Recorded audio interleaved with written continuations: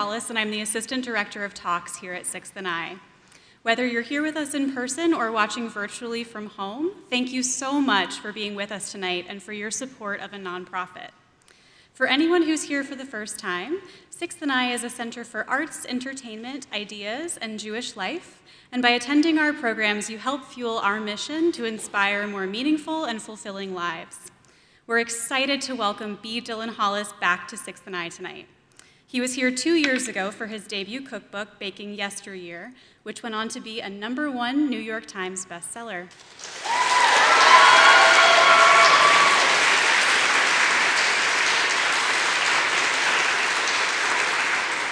Becoming a social media personality with over 13 million followers wasn't Dylan's plan.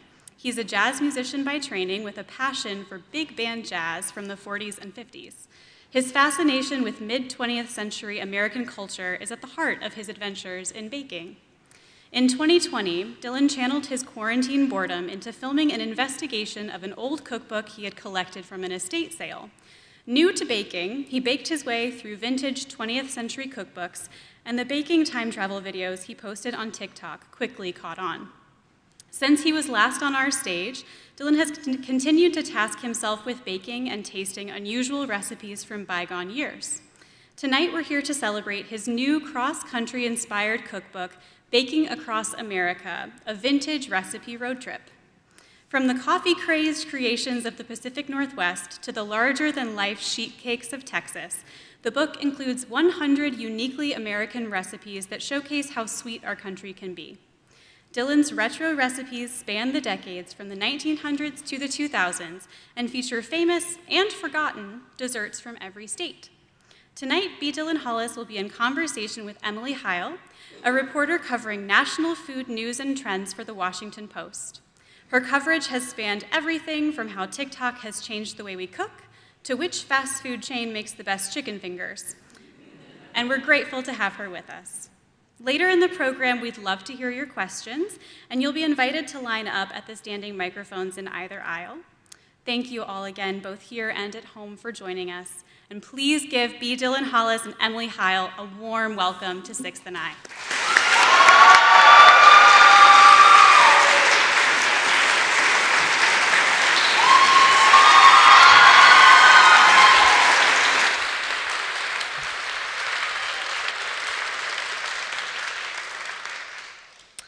Hey, everybody, it's great to be here. I'm Emily. This is Dylan, who needs no introduction. Hello. And we are thrilled to be here at the beautiful Sixth&i. Might be drizzly outside, but it is always lovely here. I have to say, sometimes when I'm going to interview someone, I'm always thinking about, well, how am I going to draw them out and get them to show their fun personality? You know, make sure they're not too serious. I don't think I'm going to have any trouble with that tonight. None at all. So basically, if you get bored, it's my fault. But I just wanted to say, hello, gentles and lady men, which I totally stole that. Apologies, but I love it. And just wanted to kick off this conversation with Dylan, and I think it's going to be really fun. Look forward to hearing your questions. So be thinking about that. So I guess I just wanted to start with, why another cookbook? I mean, you started as this social media personality. You could go and make a video, and it would be seen millions of times. But this takes a lot of effort to make a cookbook. Oh, yeah. So why do that? Why do the dead tree thing? I mean, I say this as someone who loves dead trees, made my career out of it. But why another cookbook? You know, when I put the first one out, Baking Yesteryear, the response was similar to the response that I would get on my TikToks, which would be, oh my goodness, I remember this recipe. My grandmother used to make this. My mom used to make this. Or, you know, in the last chapter, which was some of the worst recipes out there, I wish my mom didn't make this. But every now and then, whether in chapters or on a TikTok or short, I would record a recipe that was particularly famous in a certain state. And I recall back, I've told this story before, but the gooey butter cake in St. Louis, Missouri. It's Missouri, but I started calling it Missouri as a joke, and now I can't stop. But instead of those comments of, ooh, XY used to make this, or that's so good, or I'm surprised that's so good, people went feral. They were like, this is the definition and pride of my city. This is what it means to be from St. Louis. They had something. This was just a recipe, a set of instructions, and a dessert. But it was treated like a hero. Mm-hmm. People were so patriotic about a combination of ingredients. And I said, ooh, that's very interesting. Are there more recipes like that? Why, yes, there were. Yes. So I was like, let us go on a journey. Let's try and find those things from every state. I want to find out why they're special, why they're interesting, why people love them. And that's really how this started. And I mean, this is a very ambitious work, right? Like, I mean, that was a lot. So tell me, did you know exactly what you were biting into? I think if I knew, I wouldn't have done it. Because in order to do something as crazy as this, you have to be a little bit too ambitious, a little bit of a fool, or, have something not be quite right upstairs. I remember, I was talking to my editor and I said, you know what? I think neither of us are playing with a full deck because we realized just how much we had to do. Baking Across America wasn't just sitting and researching bakes and desserts from all of the states, but we said we needed to shoot this and photograph this on location because we wanted the process to reflect the title. The scope was clear. So we were literally, I remember Savannah, Georgia. We arrived in the baggage claim, all separately. We met up, and we made a beeline to the nearest grocery store, picked up all sorts of ingredients, and hoped that the Airbnb would have a working oven that didn't burn things to a crisp. Or there were 18 spatulas and no knife, which is basically a rental kitchen. There was no sponge in the first Airbnb in Savannah, Georgia. We used a loofah.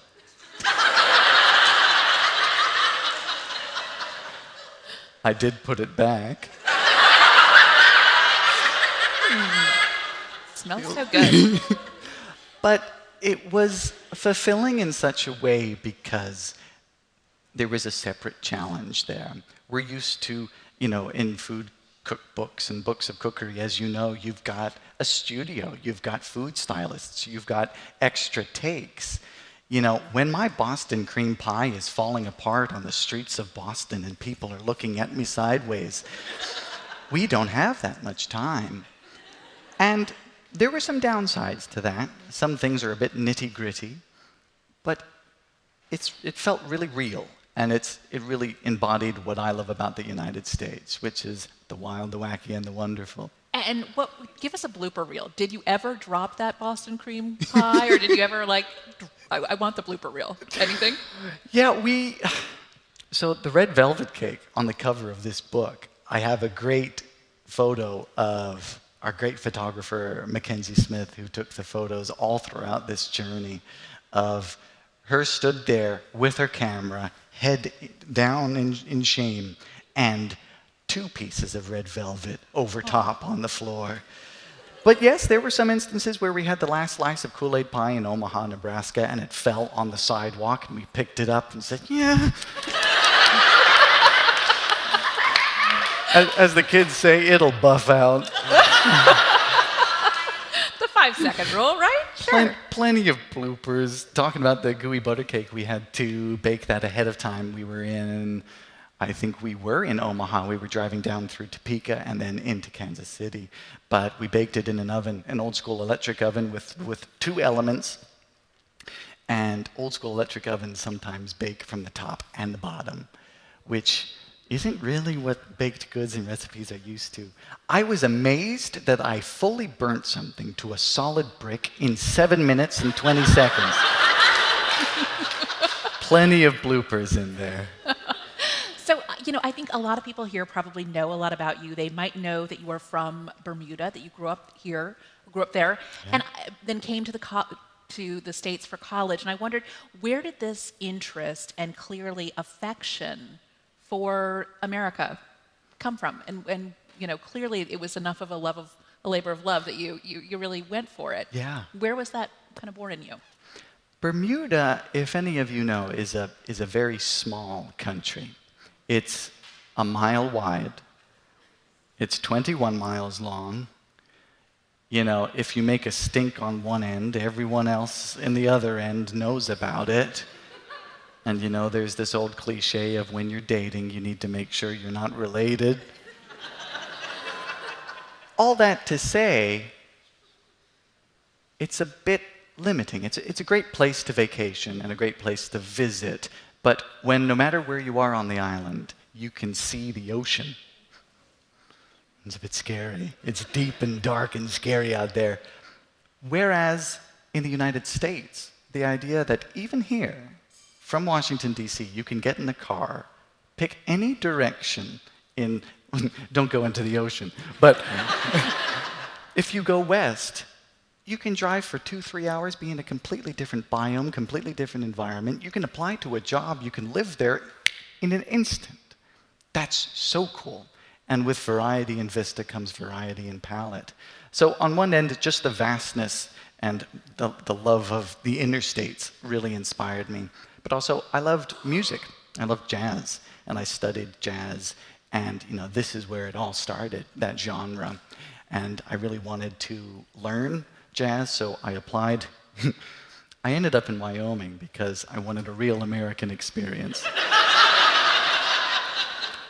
So what I did is I had a map of the United States, and I laid it down on the table.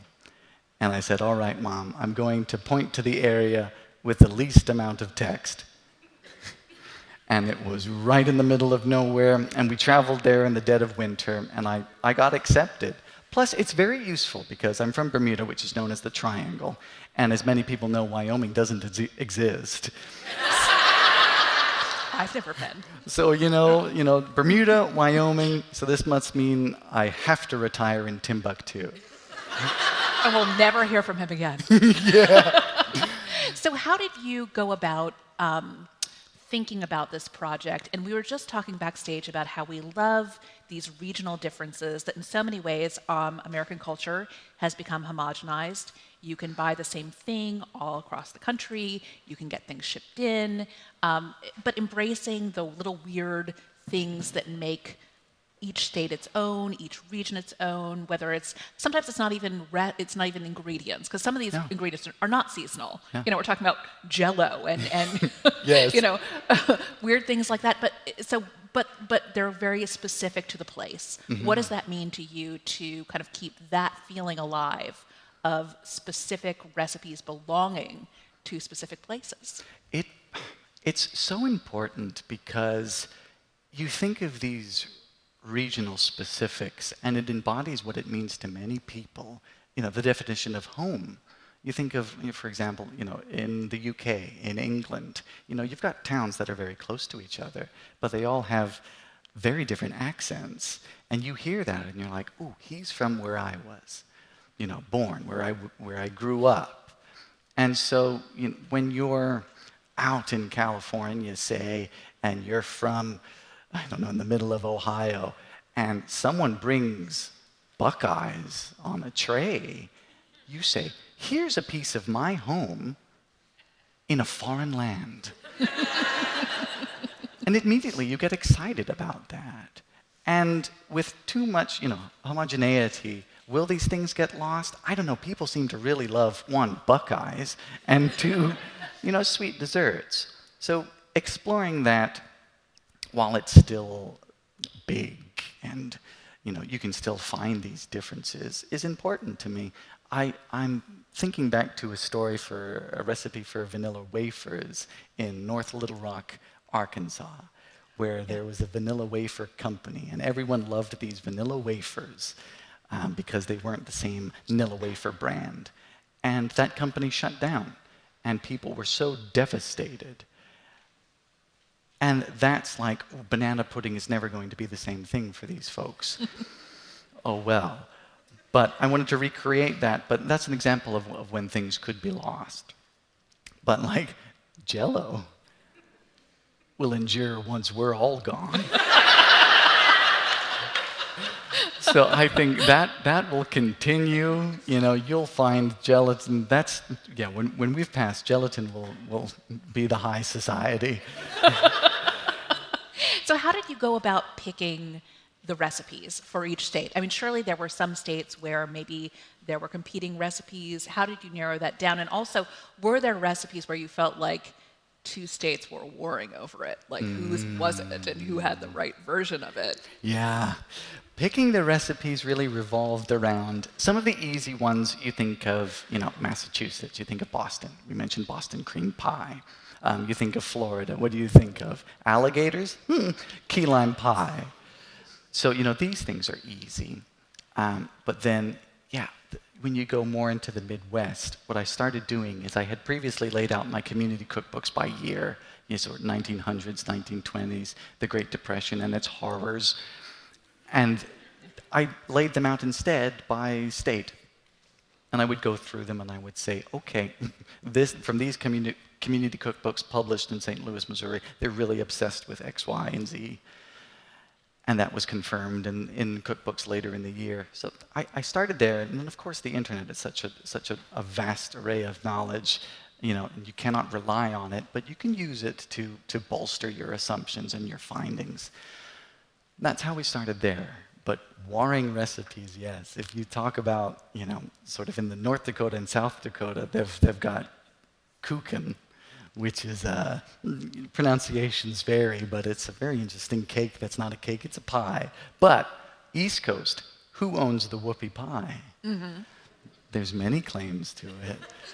Pennsylvania, is it Maine? Is it these places? So that's where I told my post office to expect some death threats. But all in the name of sugar.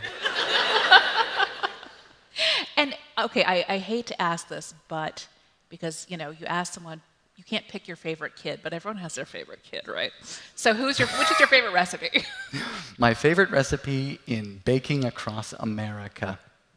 Currently, it's the Mojave Nuggets, because dates are my favorite fruit. The man loves a date. I love a date. I say the dates are my favorite fruit after men.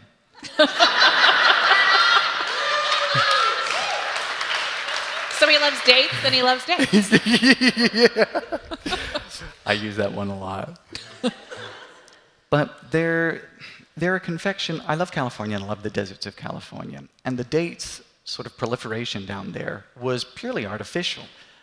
Back in agricultural surveys back in the early 20th century, they sent out agricultural explorers to try and find what is going to grow the best in this arid, California desert. Because Americans are crazy, man. You see a desert with nothing in it, you say, I'm going to live there. But they came back from out Algeria way, and they came back with the date palm. And so it exploded in California. And people got really inventive because they tried to insert dates into everything, into cookies, into breads, into mailboxes for all I care. But Mojave Nuggets are a date confection that's just processed dates and coconut and nuts. And they're really nice. They look a little bit like cockroach eggs, but they taste really good. I like the Mojave Nuggets. Okay, so there's also a lot of really wacky trivia here. This is not just recipes. Right? So here are a couple of things that I learned. In Hot Springs, Arkansas, that's where you, hello, in the house, that's where you go back in the day if you wanted to cure your syphilis. Mm-hmm. So there's that. Camel cigarettes and underwear both hail from Winston-Salem. Anybody? Winston-Salem in the house? Nope. Okay. The chiffon cake was invented by an insurance salesman from LA. So, yeah. There we. Okay. Chiffon cake lover, maybe in LA. How did you find these wacky bits of trivia? What did you think was fun to include, and how did you pick all that stuff? I am very thankful for eBay.com. Because whenever I would bring in these cookbooks, a lot of my cookbooks, my old cookbooks, I would get from folks who watch my videos, and they would be sent in to the same post office that I told to expect death threats. And I built those, that collection from, my wonderful viewers. But when there was, trying to find more recipes from California, you would go on eBay, and you would bring in, chiffon cake, sections from Better Homes and Gardens from the 1960s. But no, truthfully, a lot of these anecdotes come from archives and microfiche films from newspapers and local libraries that have that available online. Yeah. We love a local library. Love a local library. And I mean, it is incredible how you can, log on to these local resources, and you can search by year, search by county, search by location, and if they're really great, you can type in keywords like chiffon, and then they'll give you stories. And, I was very thankful for that. And one thing I did in Baking Across America that I didn't do in Baking Yesteryear was in the back of the book, I listed all of these community cookbooks and things that I referenced to make this, because that was my one big regret with Baking Yesteryear. So they're all in there in the back. And that's give it up for local cookbooks. We love our community cookbooks. Speaking of those cookbooks, you get these cookbooks, and they are, from women's clubs, or they're from, the SPCA, or they're from, whoever, or they might just be handwritten recipes. I love some of these stories that you tell about pulling these recipes, and obviously a lot of them are not going to be very precise. Like bake in a warm oven. Yeah. All ovens that are on are warm. What does that mean? How do you translate those very rough, very vague recipes into, particularly, not, it's one thing when you're making a video, a short form video, but this is a cookbook that I think people are expecting to be able to cook from, and to get really good instructions. Modern cooks are expecting to be able to follow it and have it turn out to be something delicious. How do you do that? It's really hard. Exactly what you said is that sort of, since I'm in the realm of vintage cookery, these old cookbooks are sparse when it comes to a lot of this information. Or they might have ingredients that are not familiar or accessible to a modern cook? Yes, or just in such strange, arbitrary language. Butter the size of an egg. My favorite is bake until done. But to answer the question, you would find these holes in these recipes for, pecan pie from Georgia. You would find these holes. And then you can reference another pecan pie. And you can say, okay, this has the same ingredients as this one. This must be the same thing. This says to bake at, 350. This is going to work. This other one says to bake at, 450. That's going to be a hockey puck. We can't do that. So you create these, but sometimes you are flying a little bit blind, especially with the just concepts. The Buckeyes was one of them, because sometimes they will just, something about Ohio. Is they assume that you know what a Buckeye is, and you better make it right. So you are flying blind, but it's kind of intuitive, and I'm thankful for that. If we were to go older, 1890s, some of my cookbooks have, instructions on how to make lye, or how to make soap, or there was a treatment to grow hair, and it involved, ethanol and glycerin and, tincture of oak bark. And then you're really flying blind. But yeah, just piecing things together. I do love those really old cookbooks where you'll find the medicines right next to like the hors d'oeuvres. And you're like, I don't know. Which am I serving tonight? Yeah. But in your videos and in your last cookbook, you had some very bad recipes. So you eat them and you make it clear that like, oh, this is not delicious, But I feel like this one might be different, right? These are all good? Yes. Okay, there you go. Yes. Just making sure, because I wasn't necessarily sure from the descriptions, but if you tell me, I'll believe you. Yes, I thought about including some bad recipes, but, could you think of the reaction from including some bad recipes and then putting the state? Uh-oh. I did have to have a very tense, clenched conversation with my editor because I really like a Waldorf salad. And in the 1950s, we loved things that jiggled and were cold and clammy and solid. And there was this Waldorf, it's called Waldorf Unstaz, which literally means in stasis. And it's because it's a Waldorf salad frozen in gelatin. And it's this mighty mold. And I either thought about, I must have contacted a psychiatrist because I really did like it. And I said, I want to include a gelatin mold in this cookbook. And they said, would you like to still do a cookbook? Anyway, Had the ink dried? we did end up getting the Waldorf Unstaz in the cookbook. And one interesting thing is that some of the recipes in Baking Yesteryear, my first cookbook, I got letters saying, I don't know what you're talking about. The pickled cheesecake in the back of Baking Yesteryear is actually fantastic. Thankfully, I have a few cards from that psychiatrist I could lend out. Okay. All right, but I'm going to ask you in front of all these good people, hand to heart, can you tell me that a cake made with a can of condensed tomato soup, because it exists in this book, is actually delicious? Look at him. He's hand to heart. All on record. Yes, it is. I solemnly swear. Okay. He says so. And it's one of those amplifiers. It's one of those strange things that it's the recipe for New Jersey, which you're taking a risk there because New Jersey. You don't want to make them mad. Just in New Jersey in general, you're taking a risk. No. I've watched The Sopranos. Campbell Soup Company has come out of Camden, New Jersey. And when you think of iconic things from America, I mean, that Campbell's tomato soup can, it's far-reaching. But they had their condensed tomato soup, and it was the secret ingredient in many spice cakes back in the 1920s and 30s.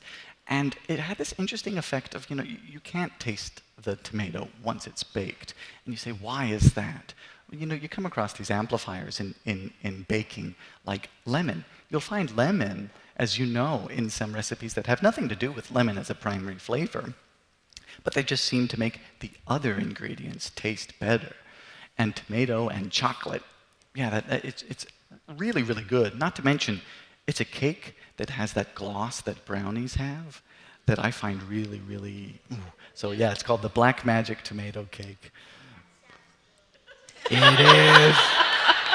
He swears it's good. I'll believe him. He looks very honest.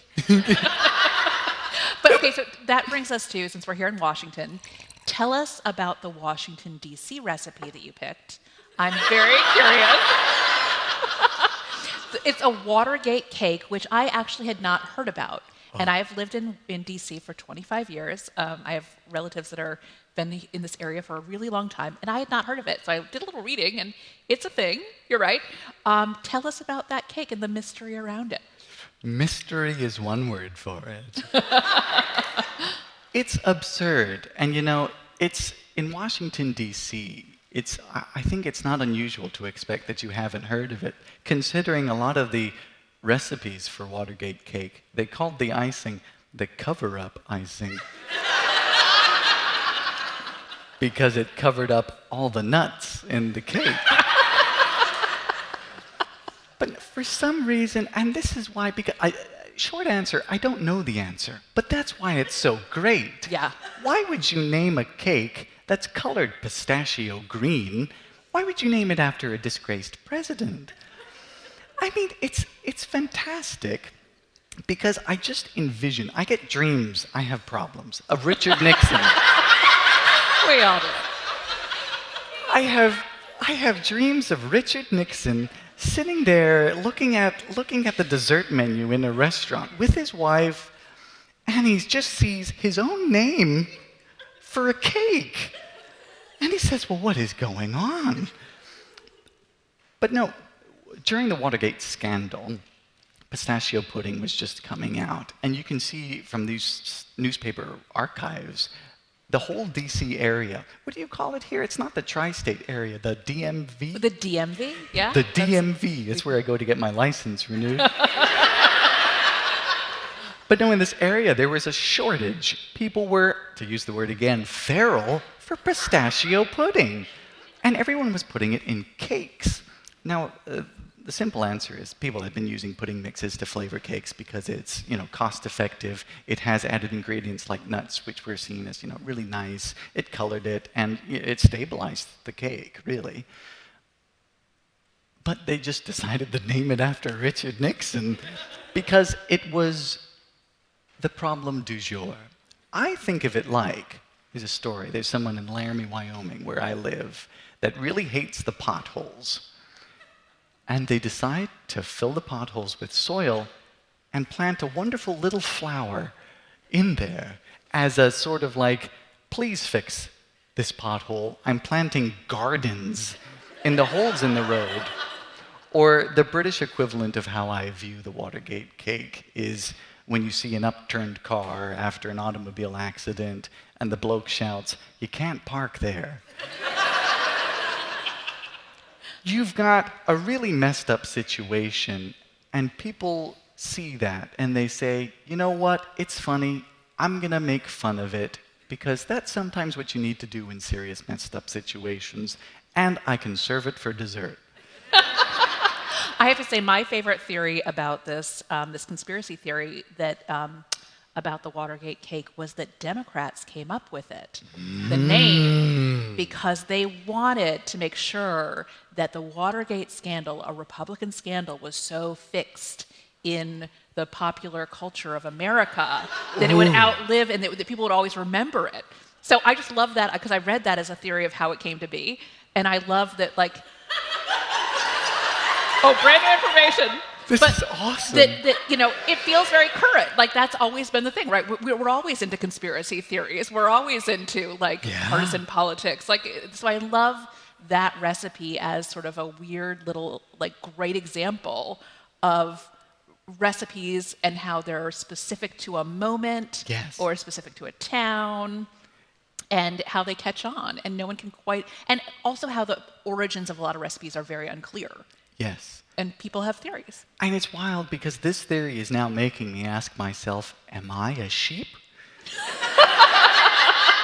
I've just published a Watergate cake recipe in 2025. But no, isn't it strange how we can talk about such an intersection of culture and even politics, with a recipe? It's really cool because that's what these are. They're time machines. They bring back a place, a time, a flavor. You taste something that you haven't tasted in 30 years, and you can almost, like scents, it brings you right back.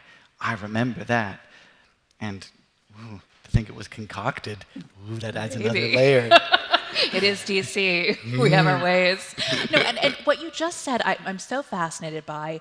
Clearly we are so motivated by nostalgia, but you have a lot of young fans who never lived these recipes, who maybe their grandparents don't. And it's almost like we're nostalgic for something we never even experienced ourselves. And how do you think about that? That especially for a younger audience, how do they connect to that? And how do you explain that feeling that they like about it too?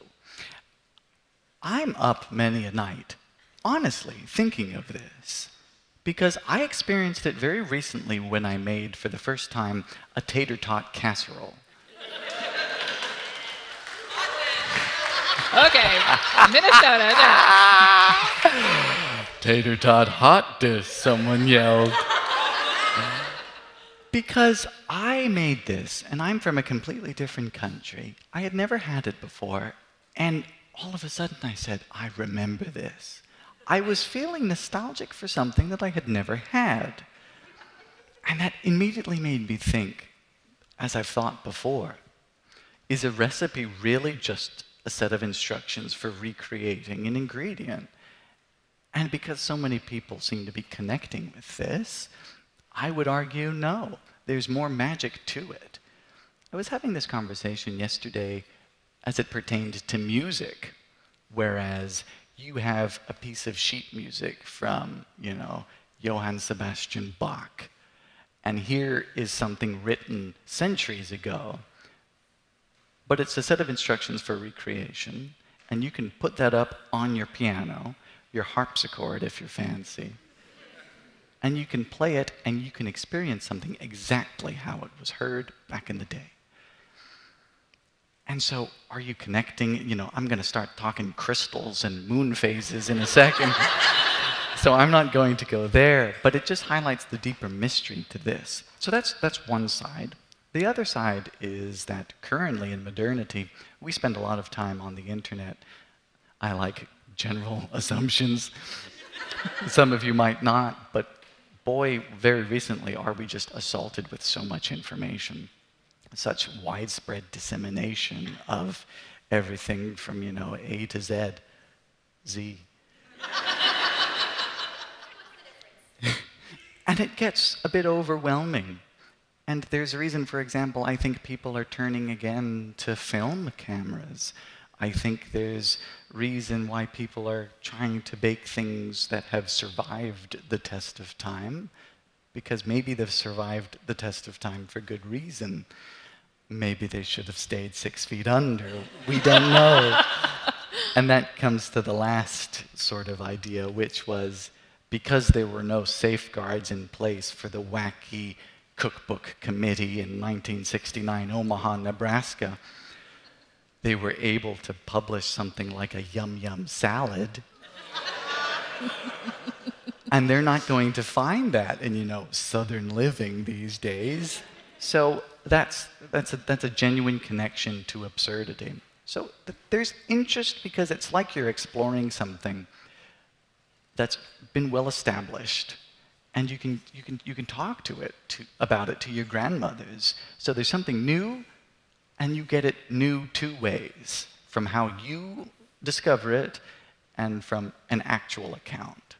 So I could go on for hours, but there's so much fascinating things there, and that's why I read cookbooks like novels. Well, and I love that you love old things, because I love old things too, and I will literally stay up late at night bidding on dumb vintage stuff on eBay. Yeah. And when you're talking about the tactile bit of it, Yeah. like, do you actually love touching those old cookbooks? And you're bringing them to people through this virtual audience, which is very cool, and people are experiencing that way. But what is it about the objects that are cool to you, and what does that speak? How does that speak to you? Everyone wants to hold something, and they want to have something tangible, to sort of add on to, your last question. We're talking film cameras. I think that's why people have records, vinyl records, because you can interact with it. You can pick it up, you can set down the needle and watch something. And that's a set of analog things going on.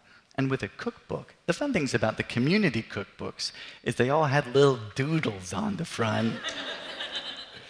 And, sometimes it was a fundraiser for an elementary school. Sometimes it was, like you mentioned, an SPCA fundraising cookbooks. And on every page was, a little picture, dot matrix printed dog, and had the little name. And, there was the, picture of a dog, and the other side would be your hors d'oeuvres. And you would be like, I hope it's nothing to do with the dog. But no, to interact with them is cool because you feel like a guardian of something. You feel like you're protecting something. I never like when people throw away these old cookbooks. That's why if I had a truck, it would be bad news, because I would just make the rounds with estate sales and yard sales and pick up every last one. But it is history that you can touch, and when you bake from them, it's history that you can eat. A point that I always go on. But you get too old, and it starts getting spooky. I remember opening up a package from New Orleans, Louisiana. No return address.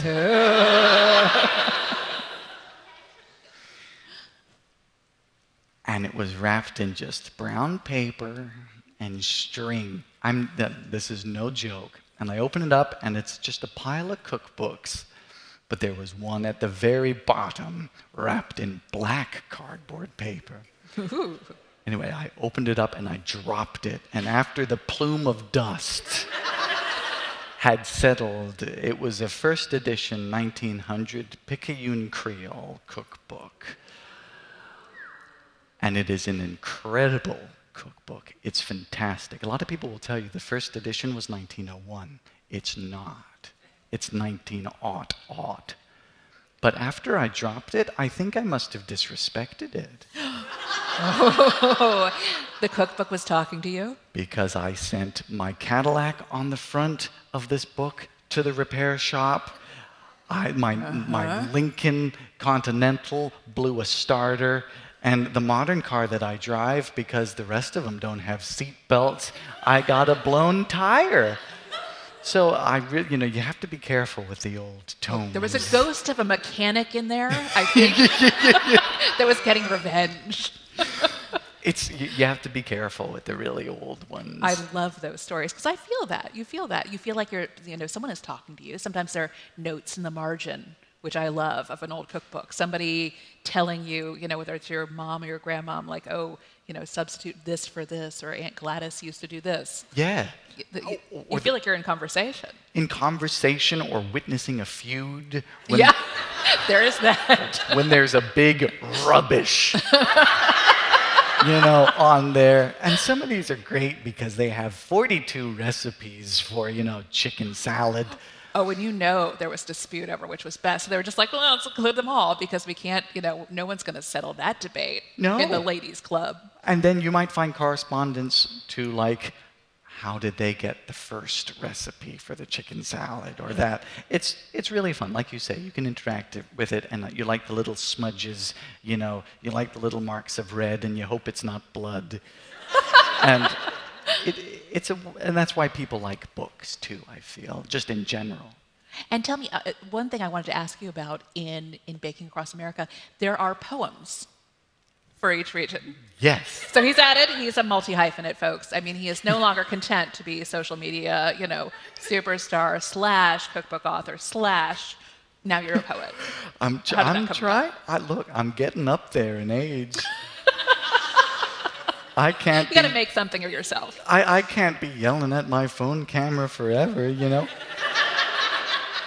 Can you imagine me with a cane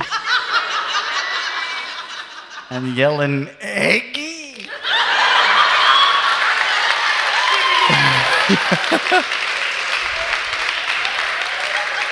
I don't think so.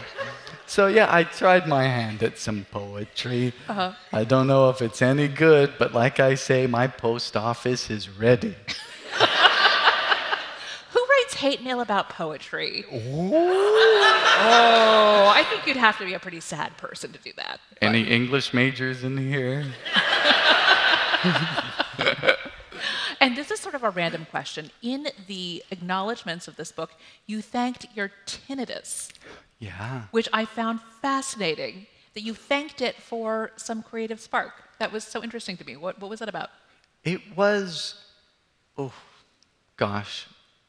in 2022, to be quite frank, there was a few months where I didn't upload, and I must have gotten COVID, or I must have gotten, something. But I remember taking a nap just in the middle of the day and waking up and trying to find where this ringing was coming from in my house. And God, my heart sunk when I realized that it was within my head as I hit my microphone. But it was so devastating to me because that was one of my fears. And I fell into a very dark period because I didn't know silence anymore. And it was the flick of a switch, and I was ringing, and it scared me. And what's the one thing that got me out of that was distraction, insofar to the degree that when you're doing something, when you're busy, it keeps you on your feet. You don't hear it, If anyone here suffers from tinnitus or tinnitus, you'll realize that, it's maybe only when someone asks you about it or when you mention it that you hear it. And it spurred, I think I said, heretofore unknown productivity. And it was really useful because I had graduated. I wasn't doing anything aside from social media, so you get to sleep in until 2 p.m. And I didn't have anything to push me. It's Wyoming, so no one's there. No one's coming to help you. No one can hear you scream. But when I was up and when I was baking, especially when I was yelling at you lot, I didn't have to think about it quite so much.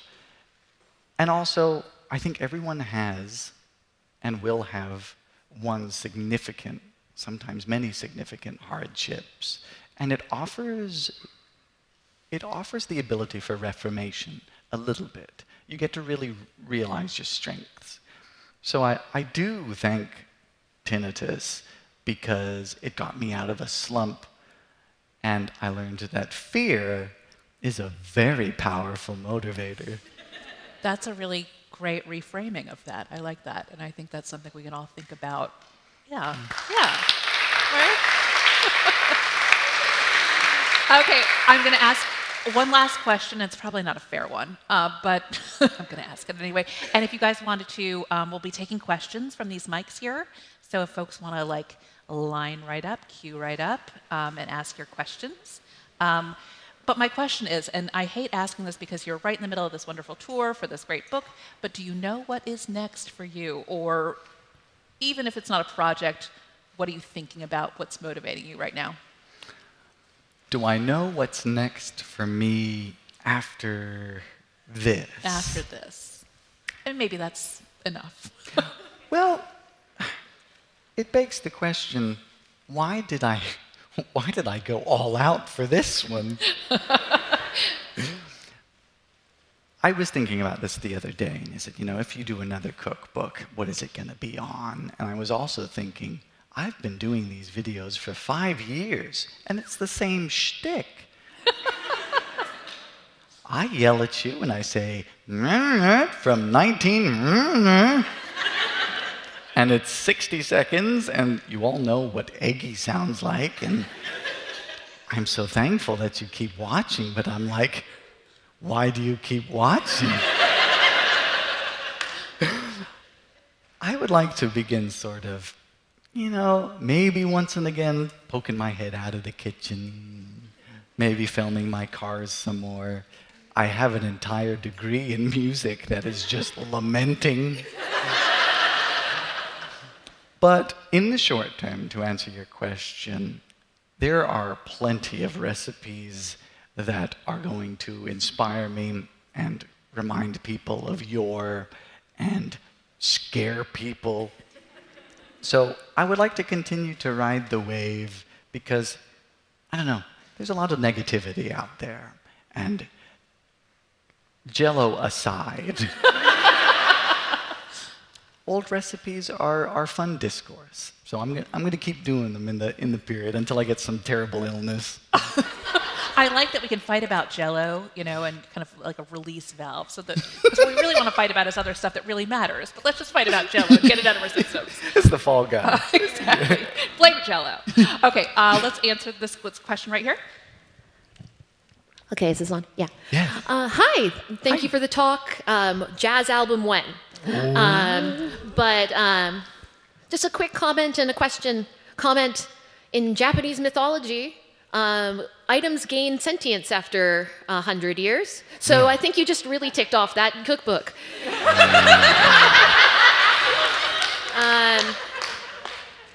Okay, actual question. My friend are from the Seattle area. We loved your section there, Pike Place and all that. Oh, yeah. And I was really stunned and excited that you included Nanaimo bars, because we actually grew up very close to the Canadian border to BC there. And your commentary about, all the license plates. How did you come across some of the more anecdotal, community-based facts of the recipes, and how did you come across the recipes like a Nanaimo bar where you wouldn't get it necessarily like in a Starbucks, No. which there are many, that really do actually define that kind of region. Yeah. Nanaimo bars are interesting because if you folks don't know, they're not American. They come from British Columbia. And I actually have a cookbook from the Women's Auxiliary to the Nanaimo General Hospital. Ooh. And the interesting thing is that I heard comments about Nanaimos. You have to try Nanaimo bars. I think I did it's called a Hello Dolly, or you've heard them as 7-layer cookie bars. Yes, magic cookie bars, which I would get comments that would be, oh, you got to try Nanaimo bars. And I saw this cookbook, and I said, okay, goodness. Now, I won't dismiss the fact that through the internet I knew about Nanaimo bars, but a fun fact I can offer is that the first recipes for them weren't called Nanaimo bars. But I was doing my research, and the hospital has since been demolished. And they were just first called chocolate squares. But like I mentioned earlier, the local newspapers, which was how I found out the date that the hospital, got exploded, got ended. That's my source for local information. But do you think that Nanaimo bars was a good choice? Yes. Because they are all Yes. over that area. Of course, the rest of Washington State would say, there's more to Washington than just Seattle. But no, there's regional variety there. And the other recipe for Bing cherries for Washington, that's really interesting too. But that's another conversation entirely. Yeah, we've been to Puyallup, and Yes. the maple cookies, we were like, we've never had these. Anyway, sorry. We're going to take a question from over here. Hi, thank you for the talk and the cookbook. I have a two-part question. Hit me. How many vintage cookbooks have you been sent and collected? And for the ones that aren't copyright and legal protected, would you ever make a project of digitizing them in all their vintage sketched glory? That's a really, really, really good question, because I had thought, how useful would that be to writing a cookbook like this? Instead of breaking my back carrying, I have a storage unit with just cookbooks in it. I get sent so much. And it was 2020, when I didn't even have that many followers. I think everyone was just stuck inside and was just mailing things. By my estimation, I have about 870. Which, if you think about it, doesn't sound like a big number. It's a big number. Digitizing and putting them online, that's a really hard question, because do I have the right? Do they consent? They're dead. You don't find many of them uploaded, even from community libraries, local libraries. But at the same time, here I am now hoarding them like a doomsday prepper. Is that right? It's one of those, and it's not a cop-out to say, I don't have the knowledge acquired to say whether or not there's a right answer there. More so, I would rely on someone like the wonderful folks here at the Library of Congress to do something like that.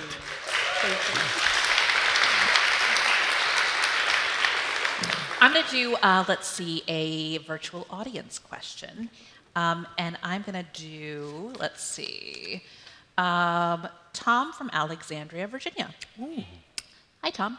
Watching you on Facebook, it is clear that some of the recipes you test are not very good. Do your cookbooks only contain recipes that produce baked goods you enjoy? I think we actually realized we did talk about that. So yes, Tom from Alexandria, I will assure you that we have him on record as saying yes. So let's go to Rachel from Falls Church. Yes. What's one dish you've made that you could have gone without trying?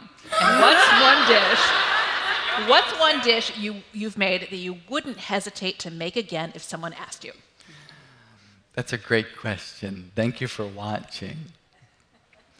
The Yum Yum salad. I'm going to describe it briefly. I'm so sorry. It is a yellow Jell-O base, because to call it lemon might be to utter a lie. But it's lemon Jell-O, great. 20 ounces of crushed pineapple, great. A half pound of cheddar cheese, grated up in there.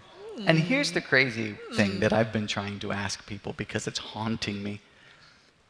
There's a half cup of vinegar. Unadulterated, unmitigated vinegar. So that's, right then, that's premeditated. Yeah. So the title of it is ironic. Yum, yum.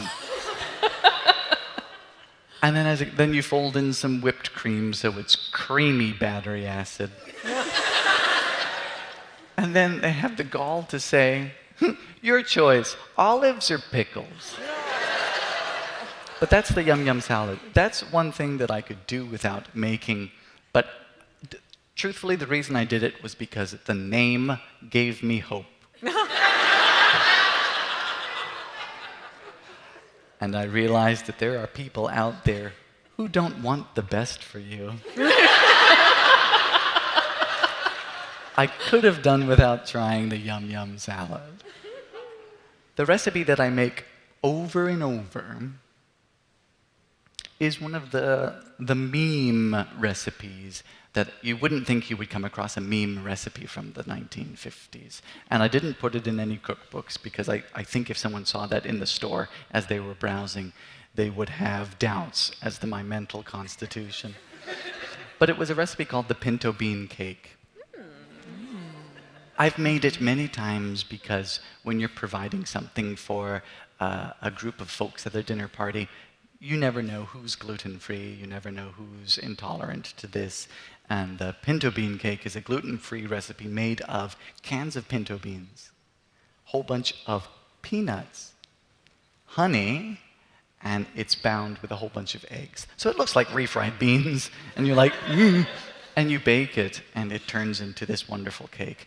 So I make that again and again and again because, one, it blows people's minds, and two, it happens to be really good and makes me forget a little bit about the Yum Yum. Okay, we'll take another question from over here. Yes, hello.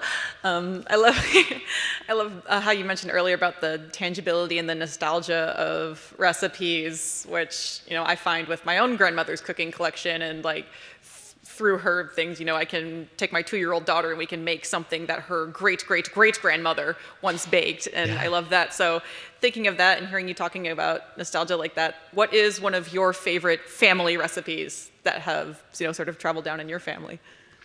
Every Christmas in Bermuda, we make something called a cassava pie. And I have the recipe passed down from my father's father. I called him Grampy. And he was a Hollis, because that's how families work. But the cassava pie is a Bermuda recipe. It's a sweet cake made with the cassava root. Some folks call it yucca, but it's not the same type of yucca you find in the desert. But it's a sweet cake, and the wonderful filling in the middle is pork, and beef, and chicken. Salted and peppered, and on either side is a very sweet cake, like a dense pound cake. And it's this great Bermudian dish, and I'm very proud to have and to be able to interact with, you're right, the same set of ingredients that graced the tables of Christmases for generations.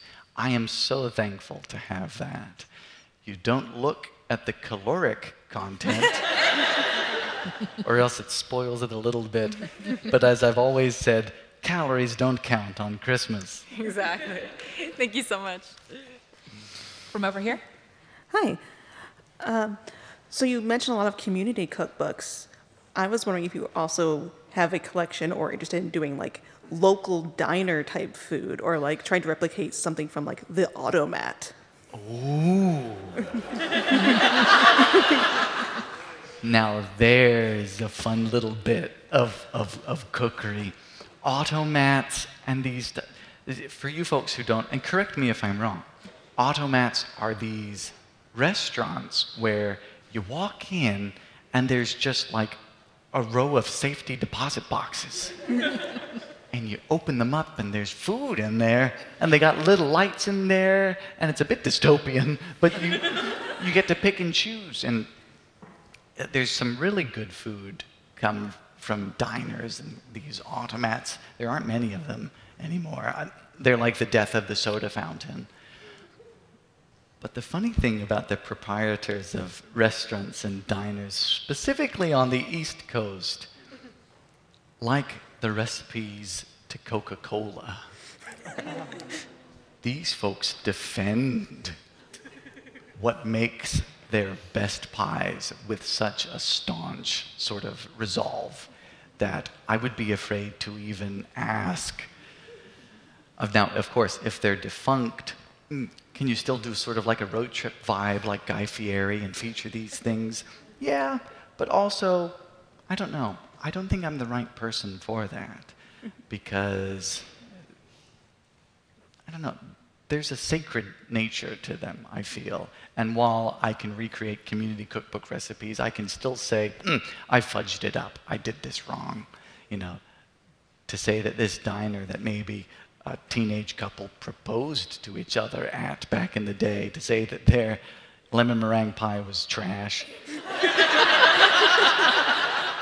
It would ruin things. So I'm not the person. You're not a spoiler. We get it. Let's take a question from over here. Hi, I just finished my senior year, and over the senior year, I had to do a lot of research. Always found it boring, and you're doing a lot of research, and I'm listening to you, and I'm like, that's something I could do. Like, this is something that's genuinely interesting. And it's clear you put a lot of research in your cookbooks. Do you ever do research papers for either, like, food or jazz or any of your other interests? You know, there's a reason I was able to squeeze my 4-year degree into 8.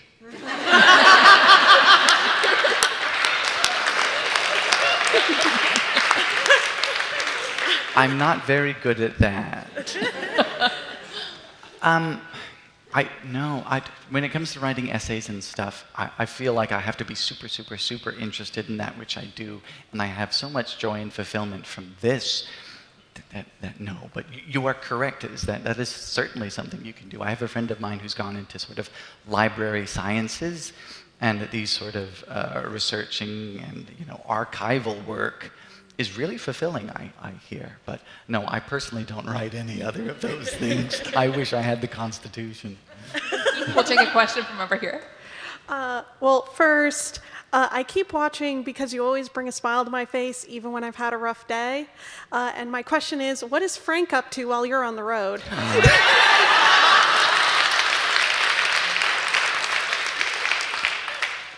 Frank is the title given to my plant pot turned abomination. It's a fish. The pot is a fish, and there was a sago palm in there, which the fish must have rejected, because now it's a snake plant. Anyway, Frank is chilling out. He's fine. His eyebrows are falling off a little bit. He's infested with fungus gnats, but I didn't water him, so he's going to get a little crispy, but hopefully he makes a full recovery. I did not realize he was a fish. That is brand new information to me. I feel like I know him better now. We'll take a question from over here. Hi. Hi there. So I was looking at the cookbook, and I was wondering what you had for Maryland, because I'm a Maryland native. And ironically, you picked burger cookies from Frederick, which is where I'm from. I know exactly where you took that picture. I looked at the picture, was like, I recognize that wall. Yes. So this is a little bit of an obscure question, but how was your time in Maryland, in Frederick? What did you think? I loved Frederick, Maryland, because yes, it was the end of a road trip. We were on our way actually to DC. Mm-hmm. We were late, and we had already driven for an entire day, and I was the only one who had the zoomies. So I actually had a picture. It didn't make it in the book, but I'm swinging off of a lamppost. at an intersection right at the end of that street, really. But I had a great time in Frederick. It is so clean and pristine, much like DC. But I enjoyed Frederick. It's great in the summer. Yeah. Oh. Thank you. Question over here. Hi, I'm Jacob. I'm from Connecticut. Learning from this book that we have recipes from Connecticut.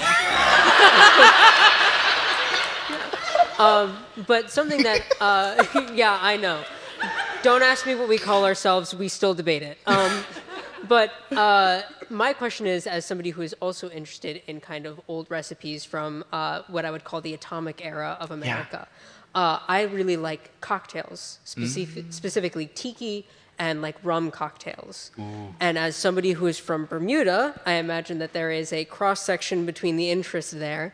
Is there any rum cocktail, either from Bermuda or from the atomic era of America, that is like your favorite cocktail or go-to cocktail that you have at night?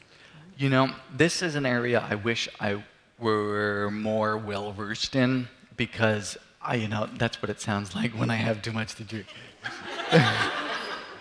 But no, for some reason, you don't find very many of them, which is cocktail sort of books from back in the day. I think perhaps there was an influence from Prohibition starting early on, but I know very little. I'm not afraid to admit I know very little in that space.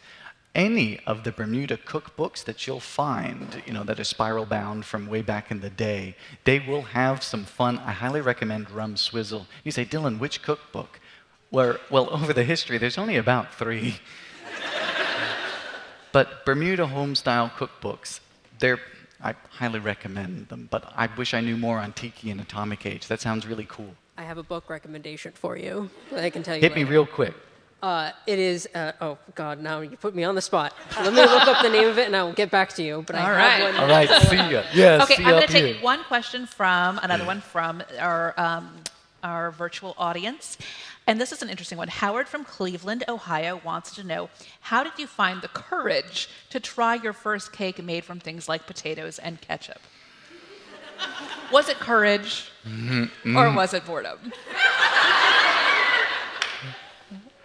I think it was like insanity, someone said. It was blind courage, It's the same attitude of some folks, younger than me and some folks in my generation who will just walk out on the pedestrian crosswalk and say, if they hit me, they hit me. Of course, that's not really how insurance works. So it was just, plus, of all my videos, the taste tests, I feel, have to be natural and recorded. They're never made up. Why? Because you folks will immediately know if they were. It's very obvious when someone's making something up, a reaction, if you have tasted it before. So I wanted to maintain, it's not journalistic integrity, but I wanted to maintain some sort of integrity there. Mm-hmm. That makes sense. Get a question from over here. It's so great to have you here. Just so you know, from one Wyomingite to another, even though you're a transplant, you've done us proud. Oh. And I grew up in Casper, and my in-laws live in Laramie. Yes. Yes. And for anybody in the room, the joke is, Wyoming is Native American for place where there is no state. My question is, in the journey through the cookbooks and social media, when you're researching and finding all these recipes, has there ever been a recipe you've just looked at and said, oh, hell no?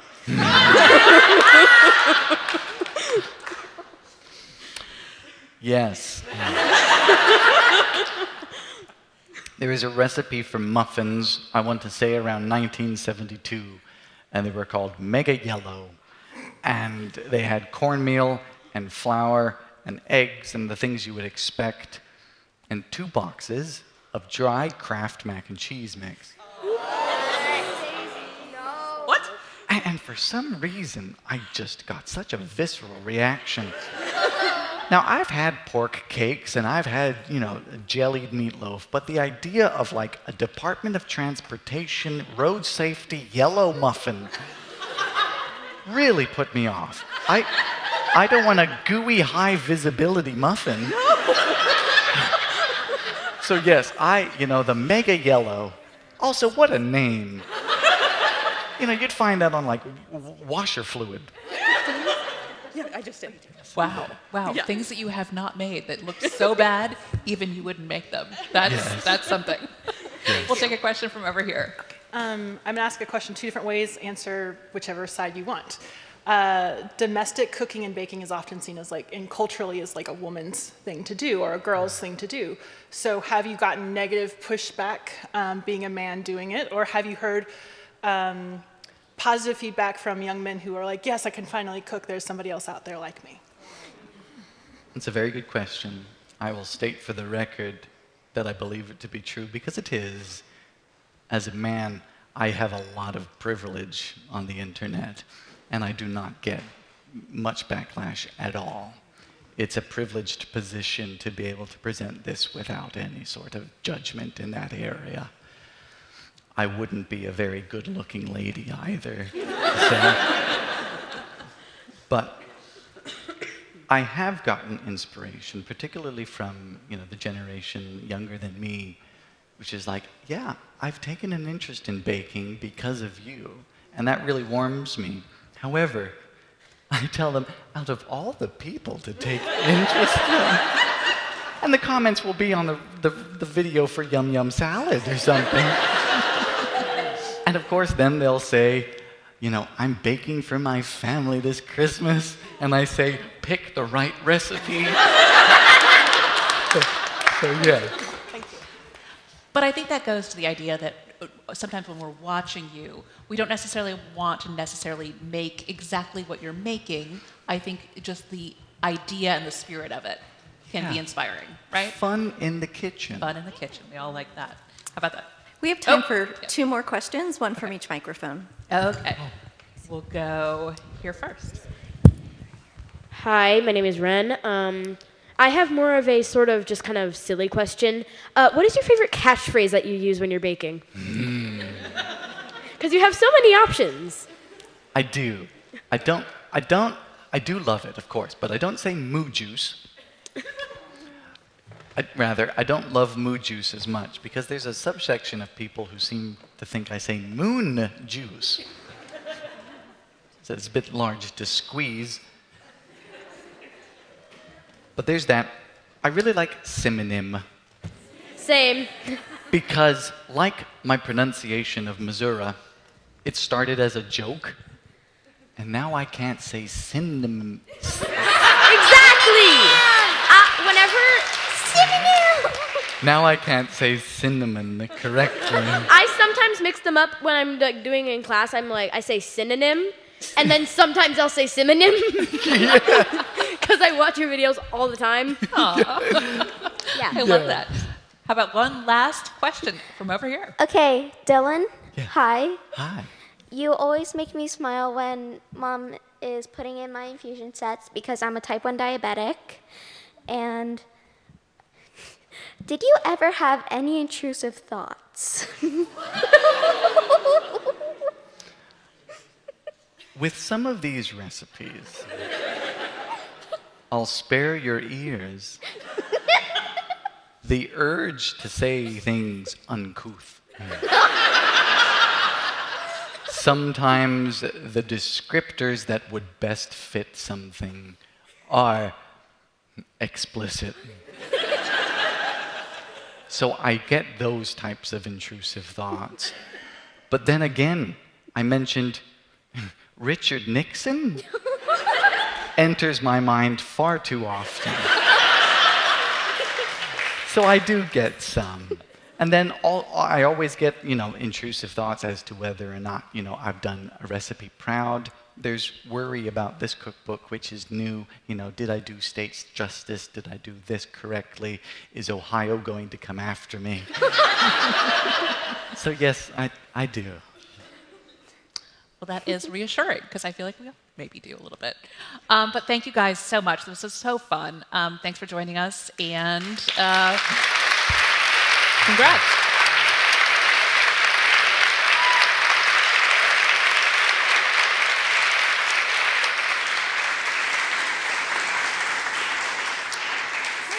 Thank you so much to B. Dylan Hollis and Emily Heil, and thank you all for joining us. If you'd like to stay for the book signing and you have your ticket, please stay seated, and we'll call you up shortly.